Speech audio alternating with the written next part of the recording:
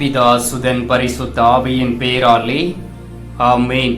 ஆண்டவர் உங்களோடு இருப்பாராக, உம் ஆன்மாவோடும் இருப்பாராக.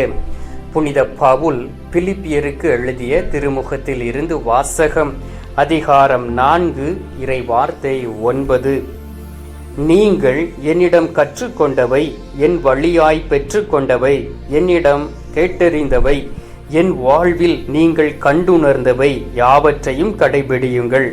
அப்போது அமைதியை அருளும் கடவுள் உங்களோடு இருப்பார். ஆண்டவரின் அருள்வாக்கு. இறைவா உமக்கு நன்றி. கிறிஸ்துவுக்குள் பிரியமான என் அன்பு சகோதர சகோதரிகளே, நீங்கள் அனைவரும் மகிழ்ச்சியோடு இருப்பதை கண்டு நானும் மகிழ்ச்சி கொள்கின்றேன். ஏனென்றால் நாம் மகிழ்ச்சியாய் இருக்கும் பொழுது விண்ணகமே மகிழ்ச்சி கொள்கின்றது. நாம் சந்தோஷமாக இருக்கும் பொழுது விண்ணகத்தில் பேரார்வத்தோடு வான தூதர்கள் ஆண்டவரை துதிக்கிறார்கள். எனவே அவர்களோடு சேர்ந்து நாமும் ஆண்டவரை துதிக்க வேண்டுமே என்றால் நமக்குள் ஒரு நிறை அமைதி தேவைப்படுகின்றது. எல்லோருடைய வாழ்க்கையிலும் அமைதி தேவைப்படுகின்றது. ஒரு மனிதனுடைய வாழ்க்கையிலே அமைதியை இழந்து போய்விட்டான் என்றால் அவனால் ஒழுங்காக தூங்க முடியாது. இரவு நேரத்திலே படுக்கை அறைக்குள் கடந்து சென்றால் அவனுக்கு தூக்கம் வராது. ஏனென்றால் அவனுடைய வாழ்க்கையில் நடந்த அந்த காரியங்கள் அவனை தொந்தரவு செய்து கொண்டே இருக்கும். அவனுடைய இழப்புகள் அவனை தொந்தரவு செய்து கொண்டே இருக்கும். மற்றவர்களுடைய அவதூறான பேச்சுகள் அவரை கஷ்டப்படுத்தி கொண்டே இருக்கும். அதை நினைத்து நினைத்து அநேக மக்கள் தனிமையில் அழுவார்கள். சில பேர்கள் என்ன செய்கிறார்கள்? தன்னை குடிக்க அடிமையாக்கி கொள்கிறார்கள். புகையிலை பழக்கத்திற்கு அடிமையாக்கி கொண்டு தன்னுடைய வாழ்க்கையை அழித்து கொண்டு இருக்கிறார்கள். பிரியமானவர்களே, இந்த உலகத்திலே கஷ்டப்படாத மனிதர் யாரும் கிடையாது. அமைதியை இழக்காத மனிதர்கள் யாருமே கிடையாது. ஆனாலும் ஆண்டவர் என்ன சொல்கிறார் தெரியுமா? என்னிடம் கேட்டவற்றை, என்னிடம் இருந்து நீங்கள் பெற்றுக்கொண்டவற்றை, என்னிடம் இருந்து நீங்கள் அறிந்து கொண்டவற்றை உங்களுடைய உள்ளத்தில் நிறுத்தி நீங்கள் அதன்படி வாழும் பொழுது நீங்கள் சுமக்கக்கூடிய பாரங்களும் நீங்கள் சுமக்கக்கூடிய கஷ்டங்களும் ஒரு கஷ்டங்களாக உங்களுக்கு தெரியாது, இருக்காது என்று ஆண்டவர் சொல்லுகின்றார். எனவேதான் இந்த நாளில் வாசிக்க கேட்டோமே, அமைதியை அருளும் கடவுள் உங்களோடு இருப்பார். அமைதியை தரக்கூடிய கடவுள் நம்மோடு கூட இருக்கும் பொழுது நமக்குள் எவ்வளவு மகிழ்ச்சி பாருங்கள். அதைத்தான் எசையா தீர்க்கதரிசி புத்தகம் 9வது அதிகாரம் 6வது இறை வார்த்தையில் நாம் வாசிக்கின்றோம். அமைதியை அருளும் அமைதியின் அரசர் நம் ஆண்டவராகிய இயேசு கிறிஸ்து என்று சொல்லப்பட்டு இருக்கின்றது. ஆண்டவராகிய இயேசு கிறிஸ்துனுடைய பிறப்பை முன் அறிவிப்பாக ஆண்டவர் எசையா தீர்க்கதரிசிக்கு வெளிப்படுத்துகின்றார். அப்பொழுதுதான் அவர் இவற்றை எழுதுகின்றார். அவருடைய பெயர் அமைதியின் அரசர்.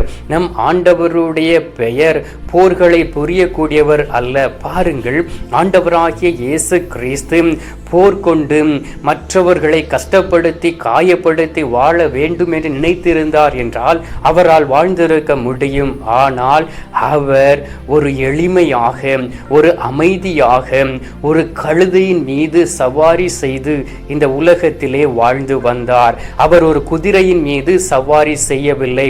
ஒரு அரசன் போருக்கு செல்லும் பொழுது குதிரைகளுக்கு மேல் இருந்து அவன் செல்லுவான். அதே போல் ஆண்டவராகிய இயேசு கிறிஸ்து அந்த காலத்தில் செல்லவில்லை. அமைதியின் அரசர் ஆண்டவராகிய இயேசு கிறிஸ்து பொறுமையின் அரசராக இருந்தபடியினால் அவரிடம் இருந்து நாம் கற்றுக்கொண்டவற்றை, அவரிடம் இருந்து நாம் அறிந்து கொண்டவற்றை நாம் இந்த உலகத்தில் நடைமுறைப்படுத்தி, நம்முடைய வாழ்க்கையில் நடைமுறைப்படுத்தி, நம்முடைய குடும்பத்தில் நடைமுறைப்படுத்தி நாம் வாழும் பொழுது ஆண்டவருடைய அந்த அமைதி, அந்த வல்லமை, அந்த பிரசன்னம் நம்முடைய குடும்பத்தில் அப்படியே தங்கிவிடும். அதைத்தான் அன்பார்ந்தவர்களே, ஆண்டவராகிய இயேசு கிறிஸ்து தன்னுடைய சீடர்களுக்கு சொல்லும் பொழுது இவ்வாறு சொல்லுகின்றார். யோவான் நற்செய்தி 14வது அதிகாரம் 27வது இறை வார்த்தையில் நான் உங்களுக்கு அமைதியை தருவேன். நான் தரக்கூடிய அமைதி இந்த உலகம் தரக்கூடிய அமைதியை போன்றது அல்ல என்று அவர் வாக்கு கொடுத்திருக்கின்றார். அப்படி என்றால் ஆண்டவராகிய இயேசு கிறிஸ்துவால் மட்டுமே நாம் விரும்பக்கூடிய அமைதியை தர முடியும். இந்த உலகம் தரக்கூடிய அமைதி டெம்பரவரியானது, அது நிரந்தரமானது அல்ல, நிரந்தரமற்றது என்பதை நாம் புரிந்து இருக்க வேண்டும். பாருங்கள், ஆண்டவருடைய வாழ்க்கையில் எவ்வளவோ கஷ்டங்கள் வந்தன, எவ்வளவோ சோர்வுகள் வந்தன, பலவீனத்தோடு இருந்தார். அந்த நேரத்திலும் கூட தன்னுடைய தந்தை கடவுளை தேடி சென்றார், அவரிடம் ஜெபித்தார், அவரிடம் அன்றாடினார், அவரிடம் உறவாடினார், அவரிடம் கேட்டறிந்தவற்றை அப்படியே இந்த உலகத்தில் அவர் செய்து முடித்தார். அதே போல் செய்ய நீங்களும் தயாராக இருக்கிறீர்களாம்? அல்லது பெயர் கிறிஸ்தவர்களாக இருந்து இன்னும் உங்களையும் உங்களுடைய குடும்பத்தையும் நீங்கள் போகக்கூடிய கோயிலையும் ஏமாற்றி கொண்டு இருக்கிறீர்களாம்? மிகவும் கவனமாக இருக்க வேண்டும். சில பேர் நினைப்பார்கள், பங்கில் ஏதாவது ஒரு பொறுப்பில் இருந்தால் நான் மோட்சத்திற்கு சென்று விடுவேன் என்று.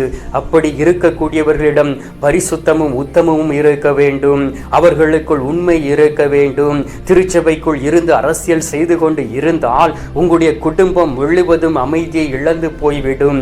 எனவே நீங்கள் மிகவும் கருத்தாக கவனமாக இந்த உலகத்தில் வாழக்கூடியவர்களால் இருக்க வேண்டும். பாருங்கள், ஆண்டவராகிய இயேசு கிறிஸ்து உயிர்த்தெழுந்த பிறகு அவருடைய சீடர்களை காணவில்லை. அவரை சிலுவையில் அறைந்த பொழுது எல்லோரும் ஓடிவிட்டார்கள். அவர்களுக்குள் மரண பயம். அவர்கள் தன்னுடைய தொழிலை செய்ய வேண்டும் என்று முடிவெடுத்து அவர்கள் கடந்து சென்றார்கள். ஆண்டவராகிய இயேசு கிறிஸ்து தன்னுடைய சீடர்களை தேடி சென்றார். அவர்களை தேடி சென்று அவர்களை சந்தித்த பொழுதெல்லாம் அவர் இவ்வாறு சொன்னார், அமைதி உண்டாகுக, சமாதானம் உண்டாகுக என்று அவர் எல்லோரிடமும் சொன்னார். அன்பார்ந்தவர்களே, ஏன் தெரியுமா, ஒரு மனிதன் குழப்பத்திலேயோ அமைதியை இழந்தோ இருக்கக்கூடிய நேரத்தில் அவனால் எதையும் செய்ய முடியாது. திருப்பாடல்கள் 29வது அதிகாரம் 11வது இறை வார்த்தையில் சொல்லப்பட்டு இருக்கின்றது, ஆண்டவர் தன் மக்களுக்கு சமாதானம் அருள்வாராக. யாருக்கு? உங்களுக்குத்தான் அவர் சமாதானம் அருள்வார். உங்களுக்குத்தான் அவர் மகிழ்ச்சியை கொடுப்பார். உங்களுக்குத்தான் அவர் சந்தோஷத்தை கொடுப்பார்.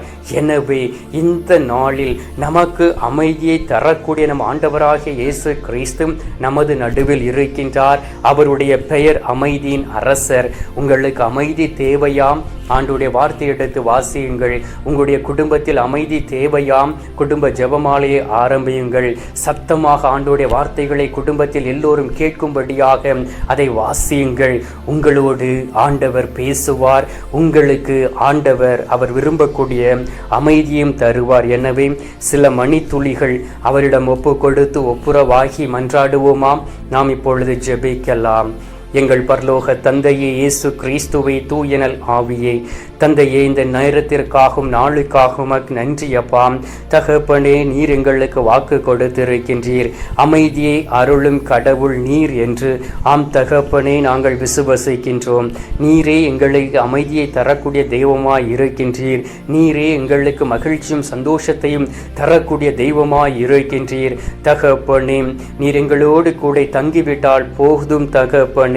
அந்த நாளிலே கடலிலே நீர் தண்ணீரின் மீது நடந்து வரும் பொழுது உம்மை பார்த்த சீடர்கள் ஏதோ ஒரு ஆவி வருகிறது என்று சொல்லி பயந்தார்களே. அப்பொழுது அவர்கள் நடுவில் சென்று உங்களுக்கு அமைதி உரித்தாக என்று சொல்லி அவர்களுக்கு அமைதியை கொடுத்தீரே. எங்களுடைய வாழ்க்கையிலும் எவ்வளவோ பிரச்சனைகள் புயலை போல் கடந்து வருகின்றது. தகப்பனே, நீர் எங்களோடு தங்கிவிட்டால் எங்களுக்குள் உமது அமைதி நிரந்தரமாக இருக்கும். நீர் எங்களோடு இருந்துவிட்டால் மட்டும் போதும் தகப்பனே. இந்த நாளில் எங்களுடைய வாழ்க்கையில் கடந்து வாரும், எங்களோடு கடந்து வாரும், எங்களோடு தங்கும் இயேசுவே. எங்களோடு இருந்து எங்களுடைய குடும்பத்தில் இருக்கக்கூடிய குறைகளை எடுத்து மாற்றி நீர் விரும்பக்கூடிய அமைதியும் சந்தோஷத்தையும் தந்துவிட வேண்டுமாய் மை நோக்கி ஜெபிக்கின்றோம். அவ்வாறு நீர் செய்ய போவதற்காக நன்றி. எங்களுடைய குடும்பத்தில் எல்லோருக்கும் சமாதானத்தை தந்துவிட்டதற்காக உமக்கு ஸ்தோத்திரம். மீட்பரும் இரட்சகருமான இயேசுவின் திருக்கரத்தில் ஒப்பு கொடுத்து எங்கள் பாதுகாவலராம் புனித சூசையப்பர் வழியாக ஜெபிக்கின்றோம். அன்பு தந்தையே, ஆமேன். பரலோகத்தில் இருக்கிற எங்கள் பிதாவே, உம்முடைய நாமம் அர்ச்சிக்கப்படுவதாக, உமது ராஜ்யம் வருக, உமது சித்தம் பரலோகத்தில் செய்யப்படுவது போல பூலோகத்திலும் செய்யப்படுவதாக. எங்கள் அனுதின உணவை எங்களுக்கென்று அளித்தருளும். எங்களுக்கு தீமை செய்கிறவர்களை நாங்கள் பொறுப்பது போல எங்கள் பாவங்களை பொறுத்தருளும். எங்களை சோதனை விழவிடாதையும் தீமையில் இருந்து எங்களை ரட்சித்தருளும். ஆமேன். அருள் நிறைந்த மரியே வாழ்க, கர்த்தர் உடனே பெண்களுக்குள் ஆசீர்வதிக்கப்பட்டவள் நீரே. உம்முடைய திரு வயிற்றின் கனியாகிய இயேசும் ஆசீர்வதிக்கப்பட்டவரே. அச்சிஷ்ட மரியே, சர்வேசனுடைய மாதாவை, பாவிகளா இருக்கிற எங்களுக்காக இப்பொழுதும் எங்கள் மரண நேரத்தில் வேண்டிக் கொள்ளும். ஆமேன். பிதாவுக்கும் சுதனுக்கும் பரிசுத்த ஆவிக்கும் மகிமை உண்டாவதாக. ஆதியில் இருந்தது போல இப்பொழுதும் எப்பொழுதும் என்றென்றும் இருப்பதாக. ஆமேன். அன்பார்ந்தவர்களே, உண்மையிலே ஆண்டவர் நமக்கு சமாதானம் தர விருப்பப்படுகின்றார். இப்பொழுது அவர் தரக்கூடிய சமாதானத்தின் ஆசீர்வாதத்தை பெற்றுக்கொள்வோம்.